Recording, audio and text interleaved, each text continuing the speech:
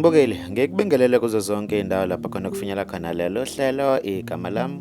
Ngingusithambiso ngikwaKandlozi. Ngicela amaqala uvashele i-channel uco subscribe. Kanti uma ukuthi usubuye kwesibili ngikubingelele futhi ngingamukela ohlelweni. Wembukele ezibuhlungu asipheli. Sekubuka ukuthi akasekho emhlabeni uma ngosuthu UButhelezi.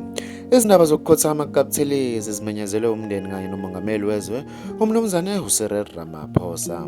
UButhelezi umsunguli weqembu le-IFP okhothame kusaphela isonto ekhishwe esibhedlela lapho ekade lashela khona emva kwezinhlungu ebese zimphathe isikhathi eside. UButhelezi ukhothama nje emasontweni amabili obekade ehlanganisa iminyaka engu-95. uRamaphosa uthe kuzokwenziwa isimemezelo ngezinhlelo zokugubha impilo kaButhelezi kanye nezokumtshala emva kokuxoxa nomndeni. Uthe sigqemeke ngeqiwantwala ingozi njengoba silahlekelwe isishoshovu sezamasiko.